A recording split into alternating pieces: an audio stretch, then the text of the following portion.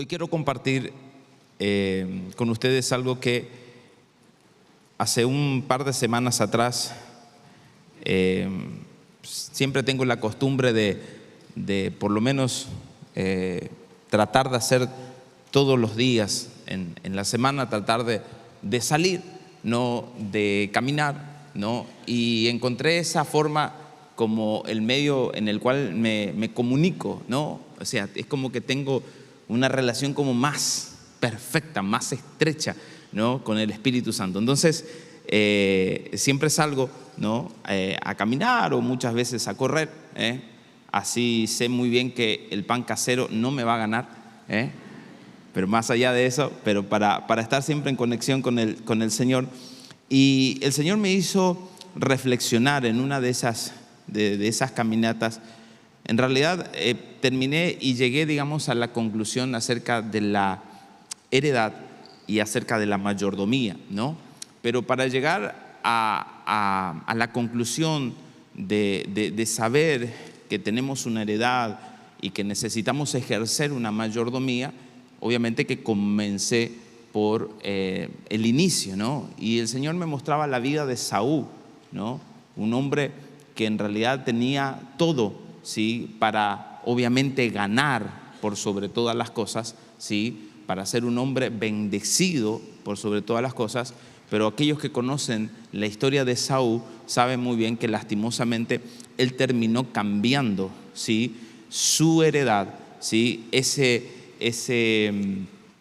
privilegio de hijo mayor, ¿sí? Por simplemente, ¿sí? Llenar su panza con un guiso de lentejas, dice la Biblia, ¿no? Pero antes de iniciar, porque vamos a ir a leer un poquito esa historia, pero antes de iniciar, ¿sí? Por esa parte, quiero que simplemente poner, digamos, como un recordatorio algo de lo que el enemigo hace en la vida del creyente, ¿sí? Para aquellos que se han olvidado, ¿sí? Que nuestra lucha es contra carne, que no es nuestra lucha, contra carne, sino contra seres espirituales, dice el apóstol Pablo. El enemigo siempre trata, ¿sí? De engañar y de esclavizar, ¿sí? Al creyente. El enemigo no puede crear nada excepto problemas y confusiones.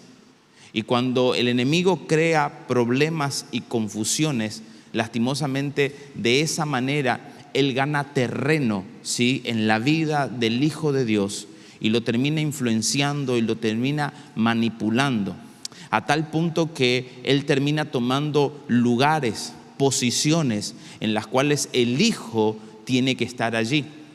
Solamente Dios ha entregado al ser humano dones, talentos y medidas de gracia, ¿sí? Para el éxito. Entonces, como el enemigo sabe que sobre la vida de un ser humano, sobre la vida de una persona, hay talentos, hay dones, hay gracia, ¿sí? Para llegar, ¿sí? Al éxito, entonces el diablo de una u otra manera trata de engañar, trata de esclavizar. Y cuando lo hace, ¿sí? Él simplemente termina transgrediendo esa vida y termina abriendo puertas, ¿sí? De pecado, termina desenfocando, en pocas palabras. Entonces es algo muy importante que nosotros podamos entender, ¿sí? De que el enemigo, como dijo Jesús, solamente tiene un plan, que es venir a matar, robar y destruir. O sea, otra cosa no va a ser en la vida de cualquier persona, ¿sí? Y aún ese plan se ensaña más sobre aquel que pone su vida en Cristo Jesús, ¿sí? Aquel que pone su vida en el reino de los cielos es donde los cañones y todo el armamento del infierno se pone en contra de esa persona, ¿no? Entonces, qué importante que nosotros podamos entender que el Señor nos ha puesto en un lugar de gobierno. El Señor nos ha colocado en un lugar de gobierno. Dice Daniel capítulo 7, versículo 18, dice que los santos gobernarán la tierra por siempre y para siempre, ¿sí? O sea, tenemos una posición de gobierno, tenemos una posición dentro del reino de los cielos. Y esa posición dentro del reino, dentro de ese gobierno, es algo que nosotros necesitamos ejercer todos los días de nuestra vida. No podemos vivir una vida cristiana sin responder a la posición en donde estamos. de lo que estamos en este lugar, aquellos que trabajan para una empresa, aquellos que trabajan para una industria, no pueden ir a su lugar de trabajo y no responder a las tareas que tiene que realizar en el trabajo. No puede llegar y quedarse sentado y simplemente tomar mate hasta que pasen las 8 horas o hasta que pasen las 10 horas y después volver a salir. No, tiene que responder, tiene una obligación porque tiene una posición. Y de la misma manera, cada uno de los que estamos en este auditorio también tenemos una obligación y también tenemos una posición de la cual necesitamos ejercerla. Por eso, lastimosamente, cuando el creyente no ejerce, ¿sí?, y se rehúsa a ejercer esa posición dentro del reino de los cielos, el enemigo tiene una gran puerta ancha para entrar, transgredir, esclavizar, confundir, traer problemas. Hoy la Argentina está viviendo, ¿sí?, una situación en donde hay diversas ideologías de pensamiento. ¿Por qué? Porque la iglesia en su momento no tomó una posición de gobierno. La iglesia en su momento no tomó la posición del reino, ¿sí? Entonces, al no tomar o al simple hecho de decir me hago a un costado, entonces el enemigo dijo, claro, no hay nadie quien ocupe ese lugar, lo voy a ocupar yo. Y él no puede crear nada bueno excepto problemas y confusiones. Y entonces hoy la Argentina está inmerso, ¿sí?, en ciertas ideologías en donde estamos combatiendo, ¿sí?, ciertos pensamientos. Y así, lastimosamente, ¿sí?, va a seguir sucediendo si nosotros no nos damos cuenta de que el Señor nos ha colocado en un lugar de autoridad y de gobierno. Capítulo 7 del libro de Daniel habla justamente eso. Habla de que aquel que es semejante al Hijo del Hombre, dice que se acerca al anciano de días, y el anciano de días le vuelve a dar gloria, poder y autoridad. Y luego viene el verso 18 en donde dice que el Hijo del Hombre y los que están con él, que son los santos, gobernarán la tierra por siempre y para siempre. Ese es un pasaje fabuloso. Entonces el Señor ha hecho eso con nosotros en su muerte, ¿sí?, y en la resurrección. El Señor nos ha colocado en un lugar de gobierno y de posición, la cual nosotros no podemos silbar y mirar para otro lado. No podemos ser indiferentes ante esas cuestiones, porque si somos indiferentes ante esas cuestiones, terminamos perdiendo la heredad y no ejercemos la obligación de ser mayordomos aquí sobre esta tierra. Pero vamos al libro de Génesis, ¿sí?, capítulo 25, como te decía hace un ratito. Génesis capítulo 25, ¿sí?, del verso 27 en adelante, dice esto, ¿no? Cuenta la historia de Esaú y de Jacob, ¿no? Y dice que los muchachos fueron creciendo y Esaú dice que se convirtió en un hábil cazador. Él era un hombre de campo, pero Jacob tenía un temperamento tranquilo, prefería quedarse en casa. Él era más casero, Jacob, ¿no? Isaac amaba a Esaú y dice, amaba a Esaú porque le gustaba comer los animales que cazaba. Pero Rebeca amaba a Jacob. Y cierto día, mientras Jacob preparaba un guiso, Esaú regresó del desierto agotado y hambriento. Esaú le dice a Jacob, me muero de hambre, dame un poco de ese guiso rojo. Y así es como Esaú obtuvo su nombre Edom, que significa rojo. Muy bien, responde Jacob, pero dame a cambio tus derechos de hijo mayor. Mira, me estoy muriendo de hambre, dice Esaú. ¿De qué me sirven ahora los derechos de ser hijo mayor? Pero Jacob dijo, primero tienes que jurar que los derechos de hijo mayor me pertenecen a mí. Así que Esaú hizo un juramento mediante el cual vendía todos sus derechos de hijo mayor a su hermano Jacob. Entonces Jacob le dio a Esaú el guiso de lenteja y algo de pan. Esaú comió y luego se levantó y se fue. Y así mostró desprecio por sus derechos de ser hijo mayor. Solamente para poder entender, en otras versiones Cada vez que habla de ese derecho de ser hijo mayor, en otras versiones dice primogenitura, en otras versiones dice heredad, pero en realidad es la misma palabra, ¿no? O sea, él lastimosamente, dice el último verso que leíamos, despreció, ¿sí?, su primogenitura, despreció ese derecho de tener, ¿sí?, herencia, de ser heredero. Pero quiero en realidad llevarle, digamos, a una aclaración antes de introducirnos cada vez más en este tema. La heredad, ¿sí?, que nombra la palabra de Dios, que está escrito, ¿sí?, no solamente hace referencia a una porción de tierra, no solamente hace referencia a que aquel hijo mayor iba a poseer una asignación, una tierra física, sino que la palabra heredad bíblicamente en realidad es un conjunto de bienes, de derechos y de obligaciones. Aparte de eso está lo físico, ¿no?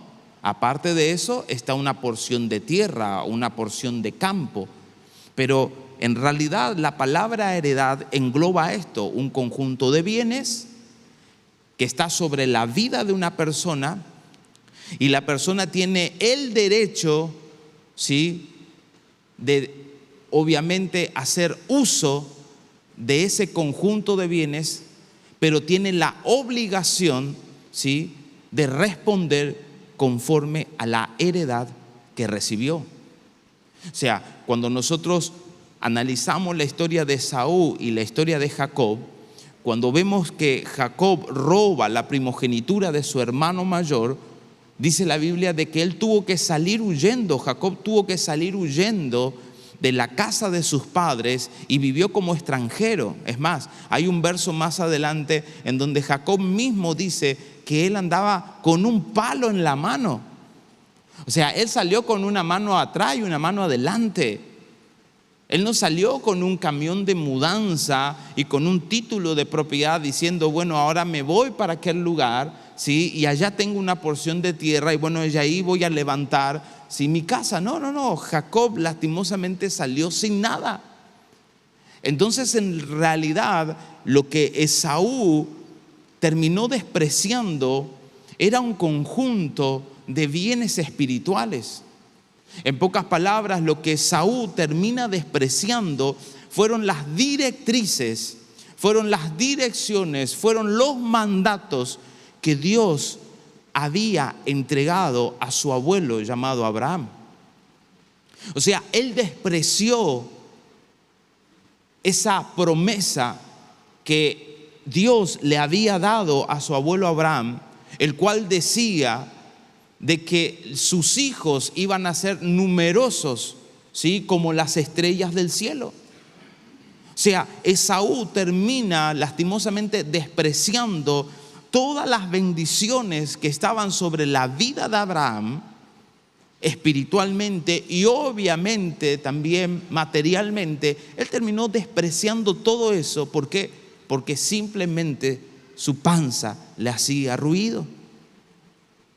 Entonces, lastimosamente, ¿sí?, este hombre, después nosotros nos encontramos con él, ¿sí?, dándose cuenta que lo que él había echado a la basura, en pocas palabras, no era una simple porción de tierra, era algo mucho más profundo, ¿no?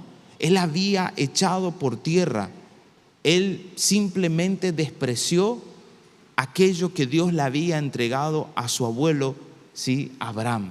Entonces, ¿qué te quiero decir con esto? Te quiero decir que el Espíritu Santo me hizo ver de que el espíritu de Esaú es aquel, ¿sí?, que cambia, que canjea su heredad, ese conjunto de bienes, de derechos y de obligaciones por necesidades terrenales. Vuelvo a repetir, el espíritu de Esaú es aquel que cambia, que canjea su heredad por necesidades terrenales. Ahora la pregunta es, ¿qué tipo de heredad hay sobre tu vida? ¿Qué tipo de conjunto de bienes hay sobre tu vida? Y no pensemos en bienes y recursos materiales, Porque muchos de ustedes dirán, no, pastor, yo no heredé nada material de mi familia, porque no teníamos. Pero hay otro conjunto de bienes que está sobre tu vida. Hay dones, hay talentos, hay medidas de gracia para que tengas éxito, ¿sí? Si eres bueno para la escritura, si eres bueno para expresiones artísticas, eres bueno para medios de comunicación, tienes una profesión. O sea, hay un conjunto de bienes que se llama heredad y que está sobre tu vida.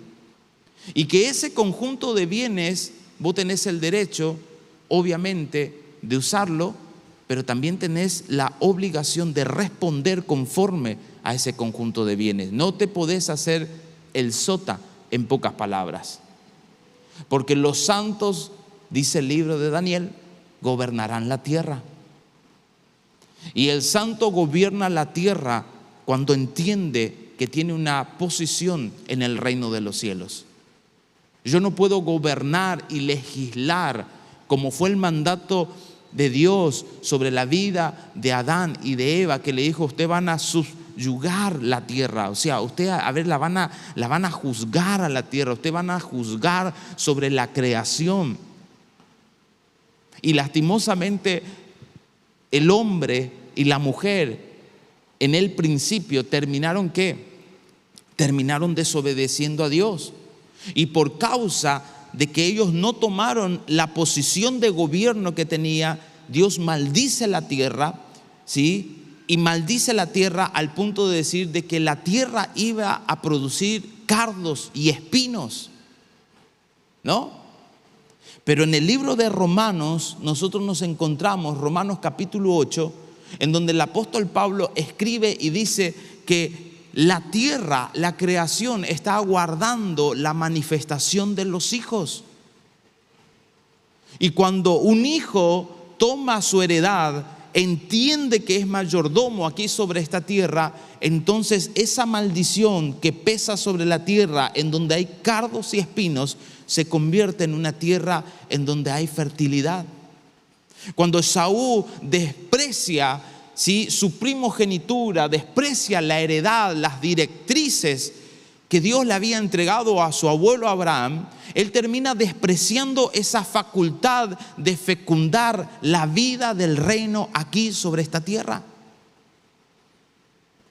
Porque Dios le había dado esa promesa a su abuelo, que su descendencia iba a ser aún mucho más grande que las estrellas en el cielo, que las arenas en el mar. O sea, nunca iba a poder contar la descendencia que iba a tener. Y Esaú termina diciendo: no me interesa reproducir los mandatos de Dios sobre esta tierra. ¿Por qué? Porque yo tengo hambre, porque yo tengo necesidades terrenales. ¿Por qué? Porque yo tengo placeres terrenales. La vida es hoy. No puedo estar pensando en que en el cielo, hoy yo tengo que pagar la factura de la luz. Hoy tengo que comer.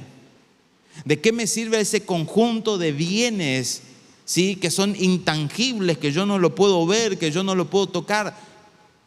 Hoy.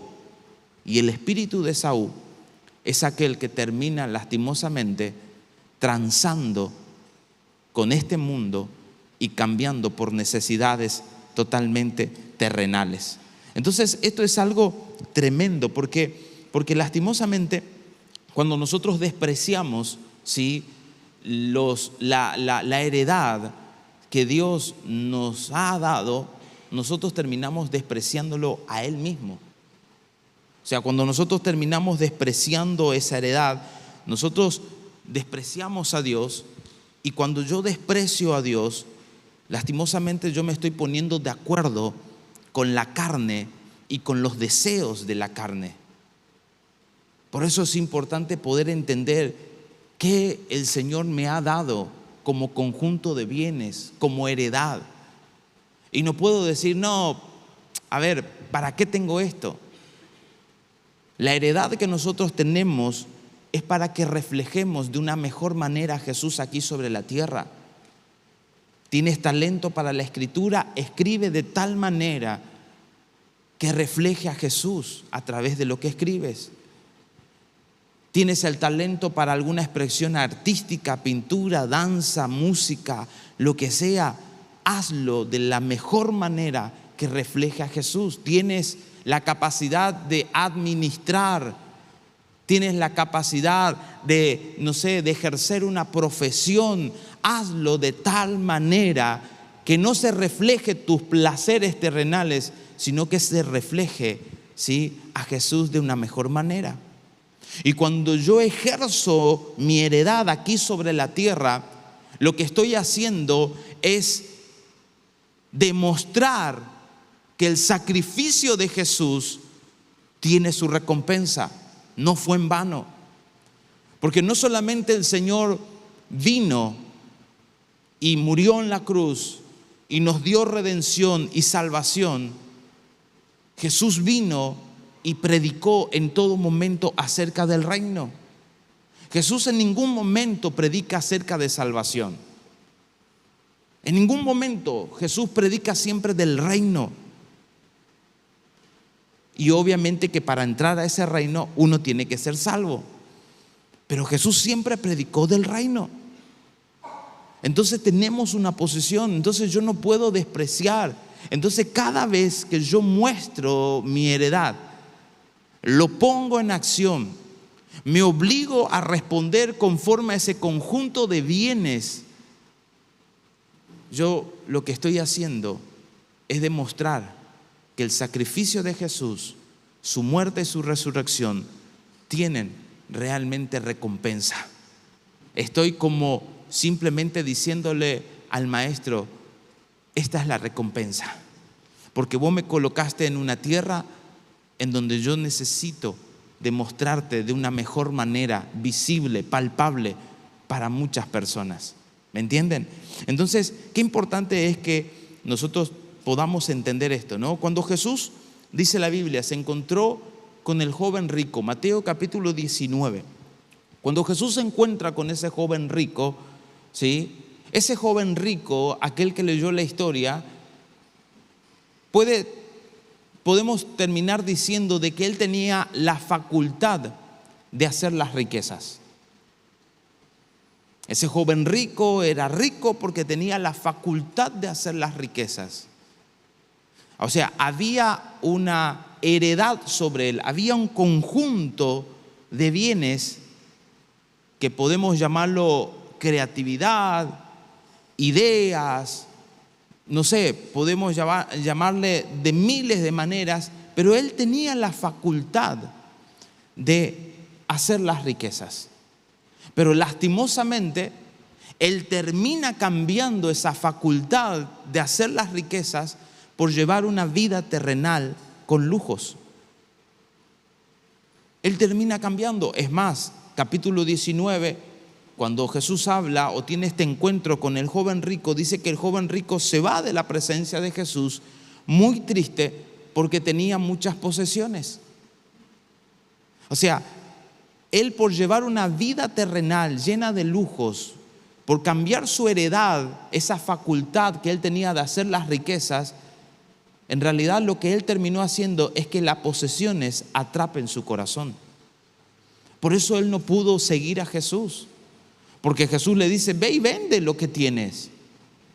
Él conocía la ley, él conocía los mandatos, pero Jesús le dice: ve y vende, ve y dale a los pobres y sígueme.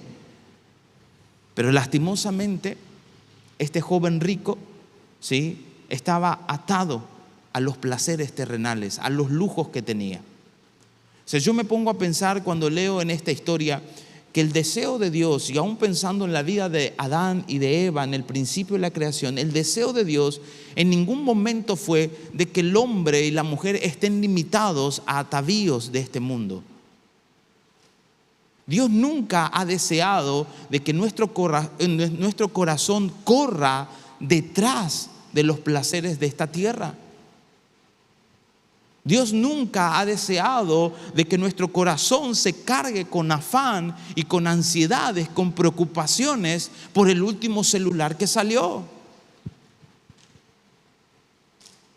Pero lastimosamente, los placeres de esta tierra traen constantemente aflicción y afanes sobre la vida de la persona. Pero el ejercer la heredad de Cristo nos hace vivir livianamente. ¿Me entienden? Dice Mateo capítulo 13, parábola del sembrador, que un sembrador salió a sembrar semillas. Y dice que una parte de esas semillas cayeron entre los espinos.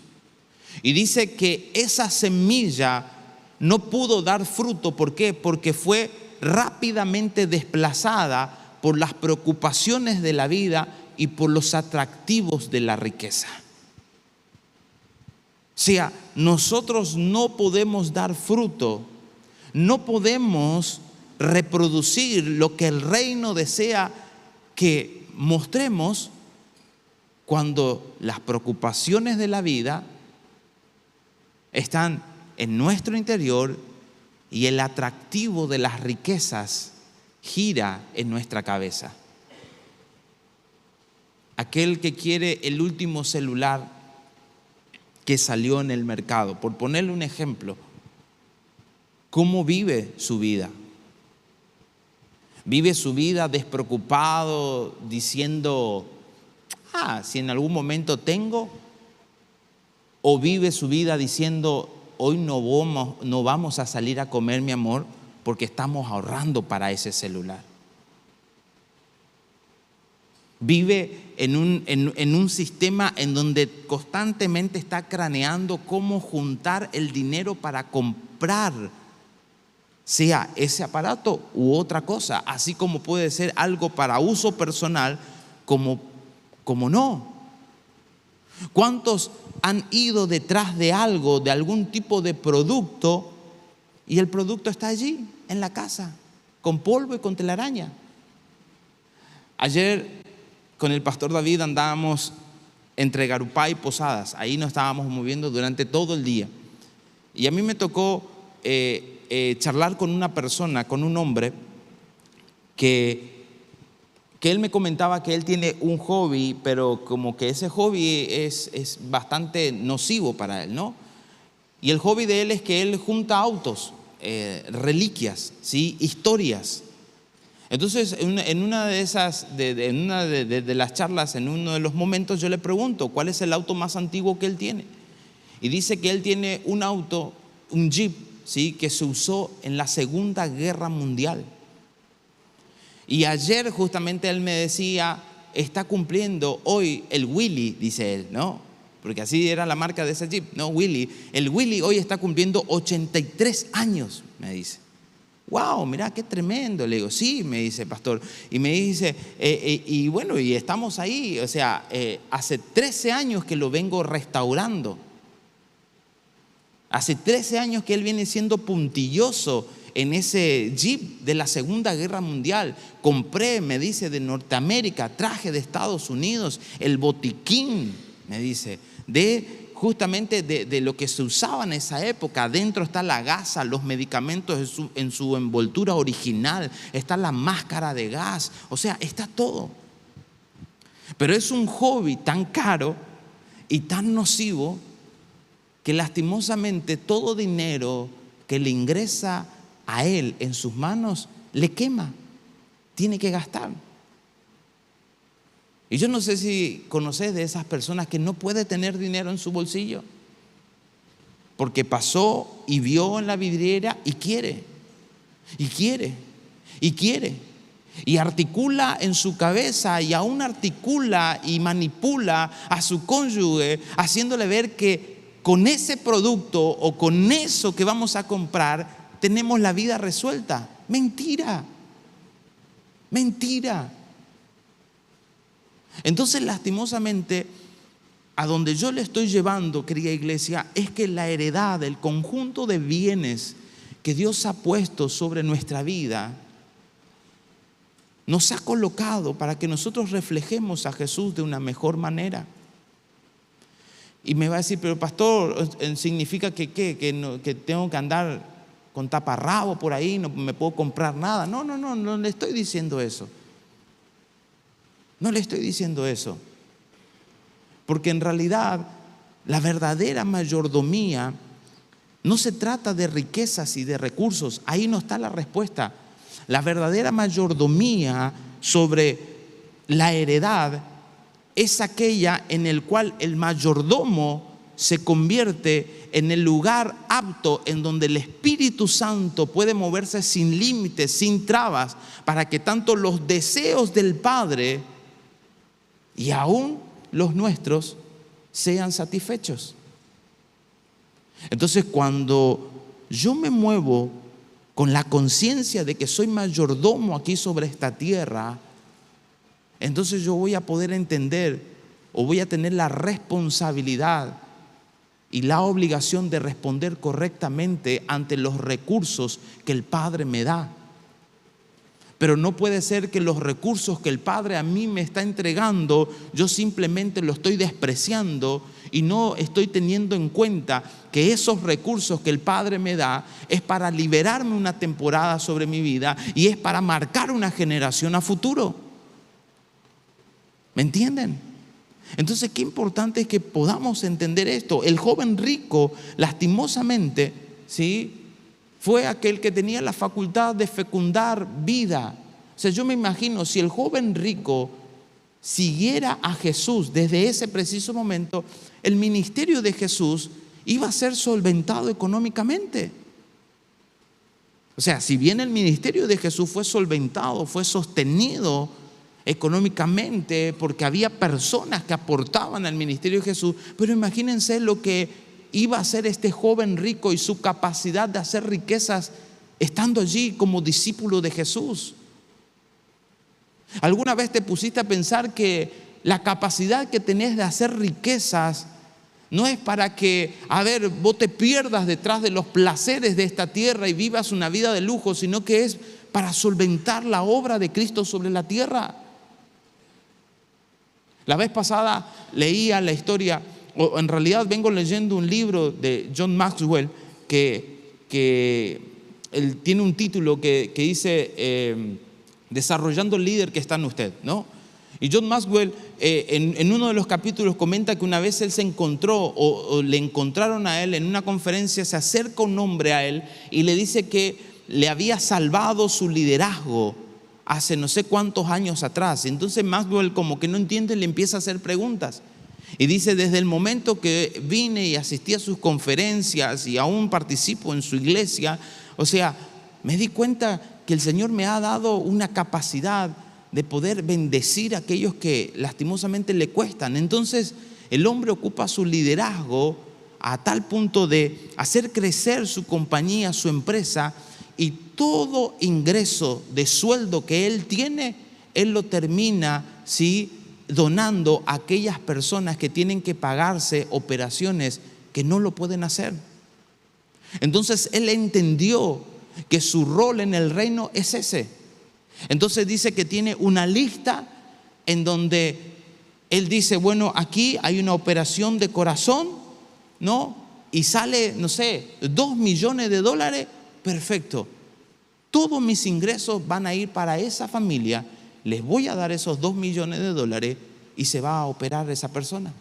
Y así con tantos otros casos. Entonces, nosotros en el reino de los cielos podemos sostener la obra de Dios de diferentes maneras si tenemos la capacidad de administrar, si tenemos la capacidad de hacer las riquezas. Y me va a decir, no, pastor, pero yo realmente no tengo. Bueno, es lindo que te evalúes. ¿Qué tipo de conjunto de bienes está sobre tu vida? Todos tenemos dones, talentos y medida de gracia para el éxito.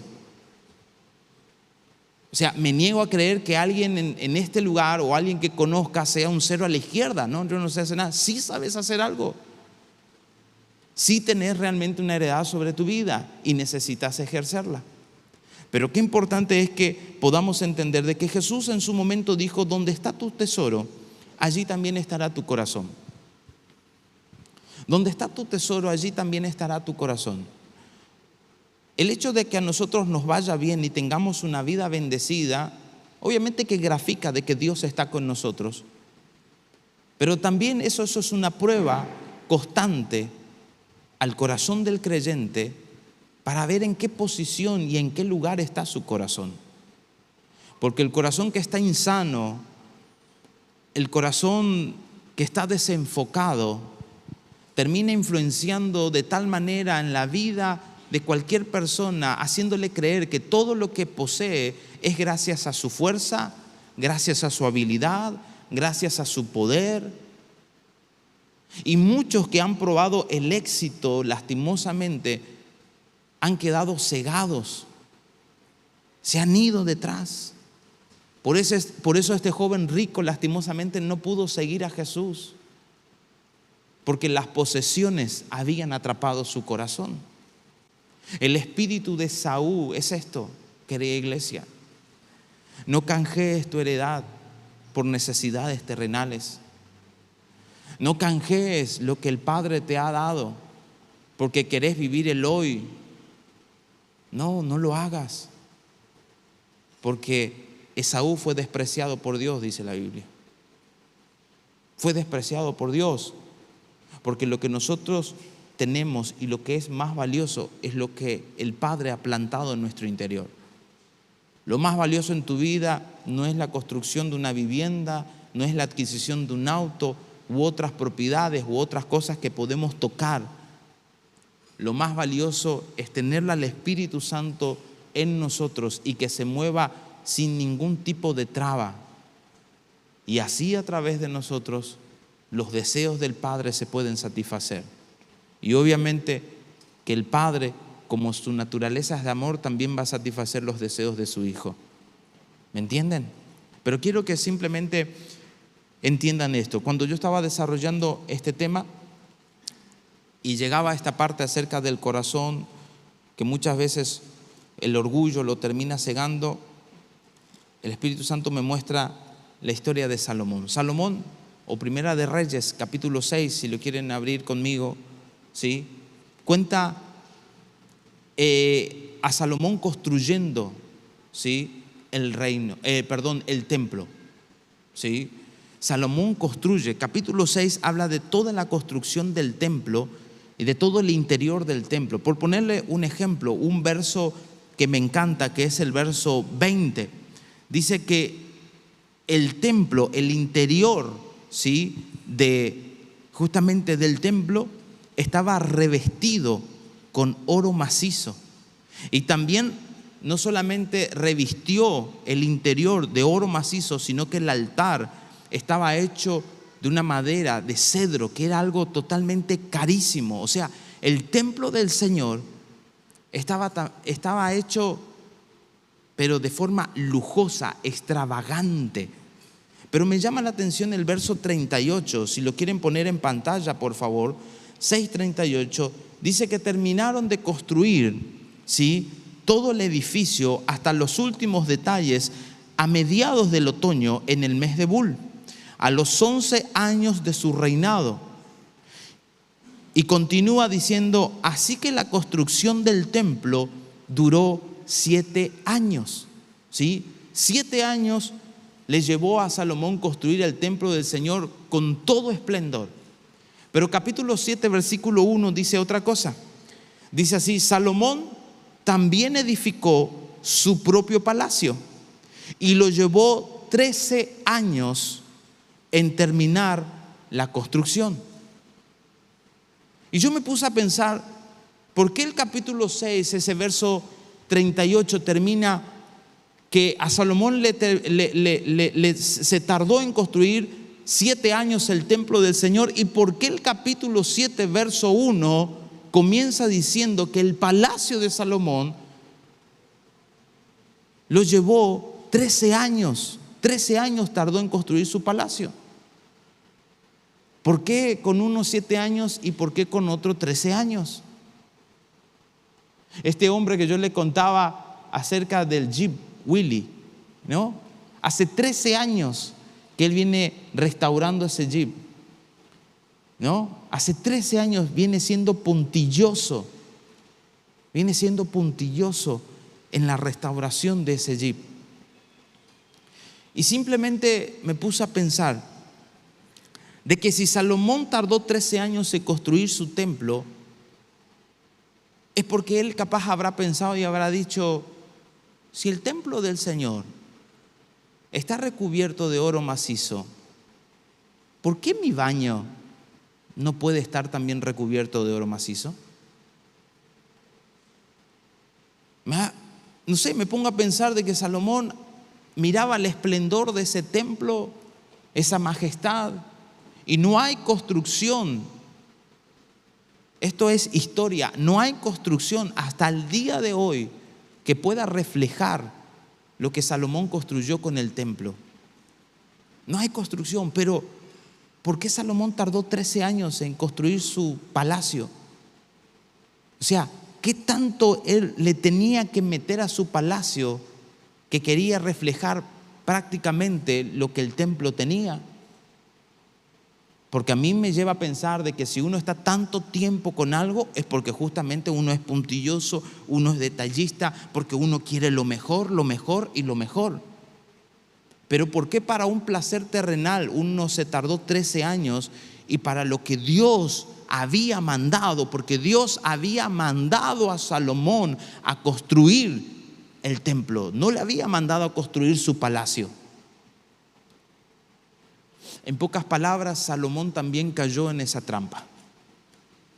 Lastimosamente, el corazón de Salomón, capítulo 3, aún lo podemos ver, que era un corazón insano. Y Salomón terminó perdiendo esta desesperación por la eternidad y terminó lastimosamente cayendo en placeres terrenales. Capítulo 11 del libro de Primera de Reyes dice de que él tenía 700 mujeres y tenía 300 concubinas. 1000 mujeres tenía Salomón, ¿no? Y al tener 1000 mujeres, las 1000 mujeres dicen que eran de diferentes reyes, de dioses paganos. O sea, prácticamente Salomón tenía 1000 demonios que le drenaban interiormente todos los días. Su corazón se terminó desvirtuando. Él terminó lastimosamente poniendo su mirada y su enfoque en lo que sea algo totalmente terrenal.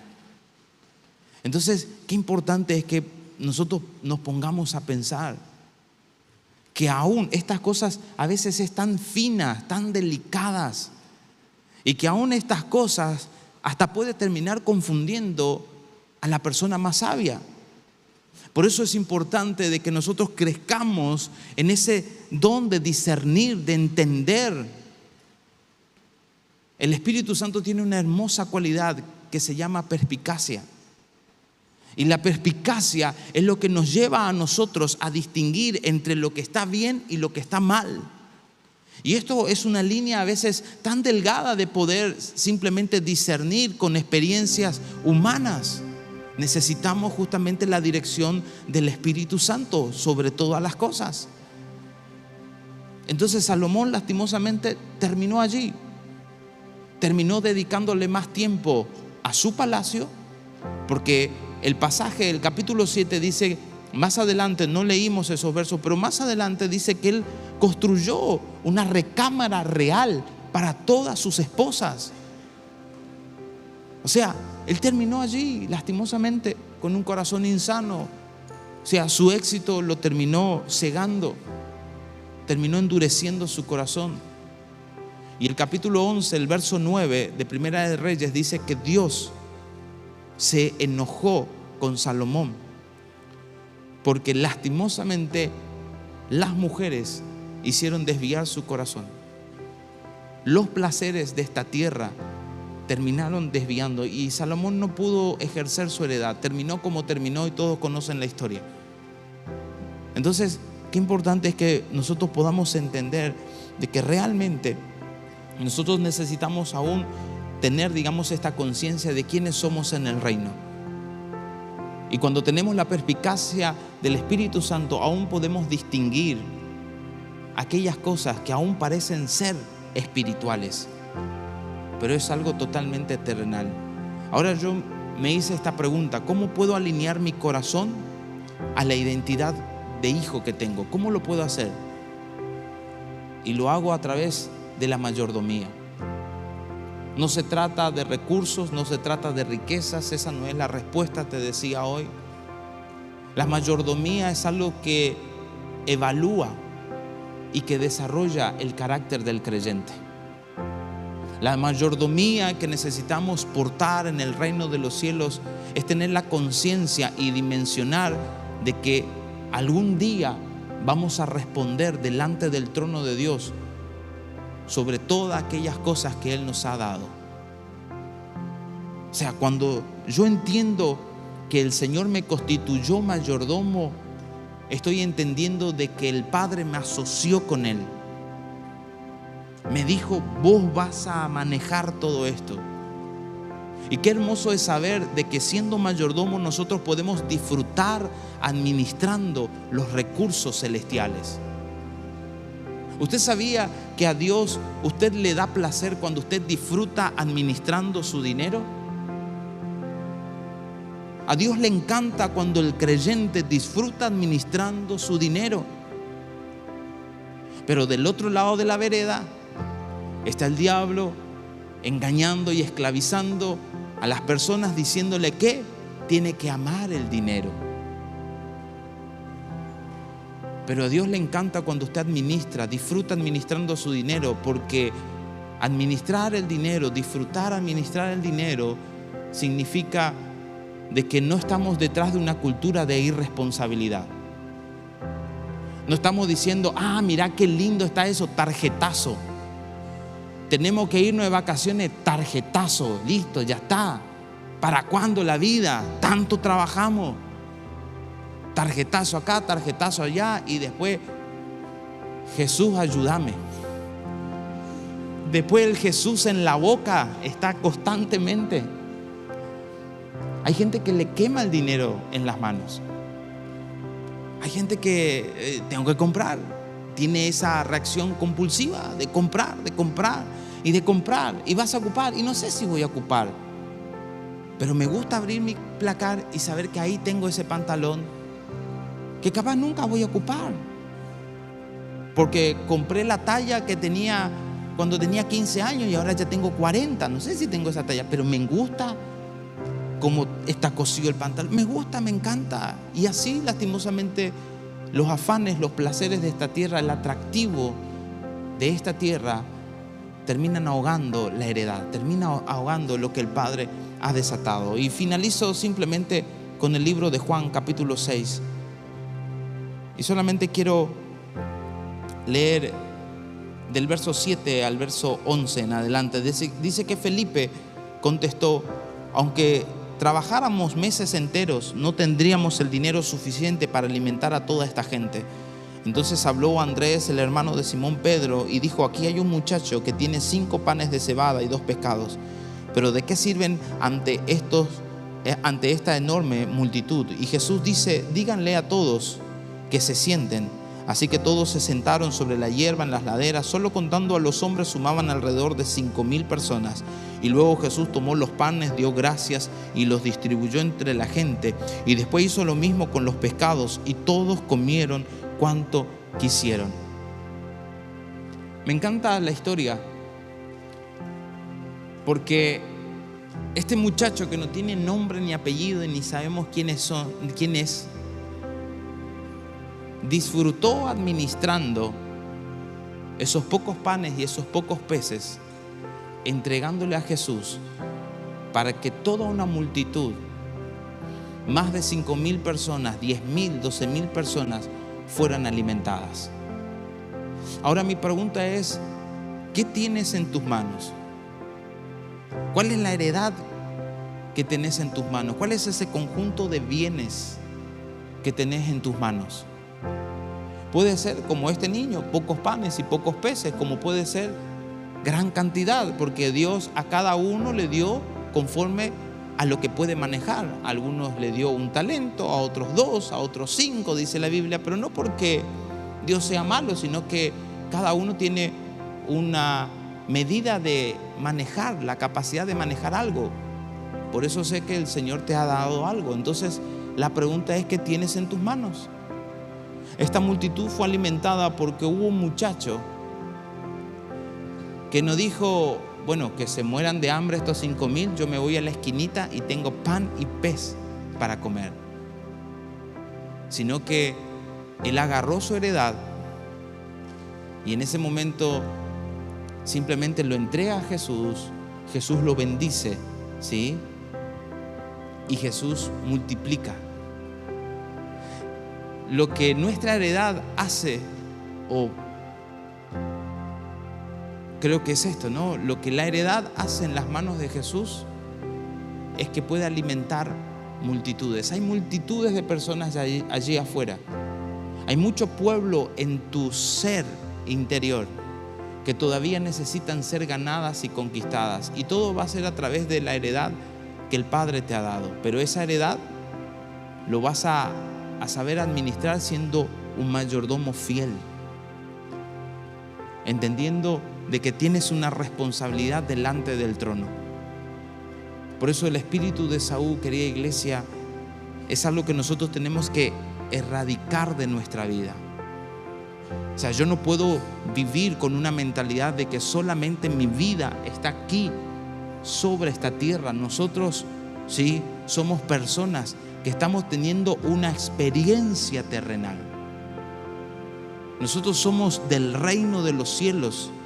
Nuestra ciudadanía está allí, dicen las Escrituras. Por ende, nosotros aquí simplemente estamos teniendo una experiencia terrenal. Entonces, mi mente tiene que estar allí, haciendo tesoros en los cielos y sabiendo que esos tesoros en los cielos están disponibles para que nosotros podamos ejercer como derecho, pero también tenemos que tener la conciencia de que estamos llamados a hacer justamente, ¿sí?, a responder a estos tesoros. Estamos obligados a tomar una posición aquí sobre esta tierra. Simplemente te voy a pedir que te pongas de pie unos segunditos.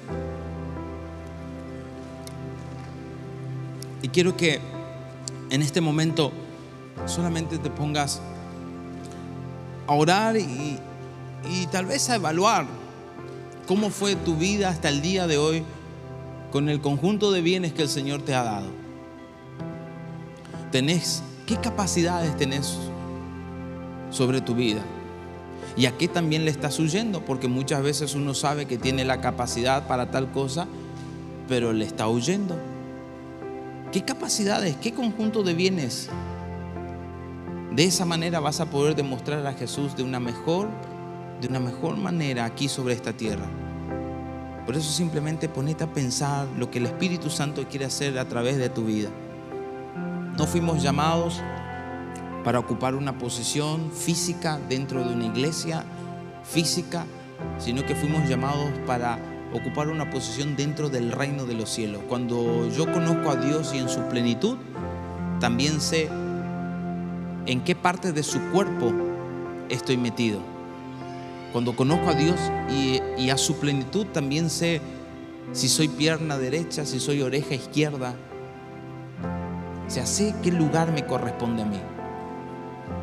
Y Jesús va a venir a buscar a esa iglesia que ha tomado posesión, que ha tomado ese lugar de gobierno. A esa iglesia es la cual Jesús va a venir a buscar. A esa iglesia, a ese individuo, a ese creyente, hombre, mujer. Por eso hace un ratito finalizaba la etapa de adoración con un tema tan precioso. O sea, ¿estoy gastando mi vida por Él? ¿O estoy gastando mi vida detrás de los placeres terrenales? ¿En dónde se va mi vida? ¿En dónde? Salomón tenía 1000 mujeres que eran 1000 demonios. Y ni me imagino si había suegra. 3000 demonios. No. O sea, no me imagino, pero lastimosamente hasta el sabio, más sabio sobre la tierra, fue lastimosamente engañado. Pero hoy nosotros tenemos al Espíritu de Dios.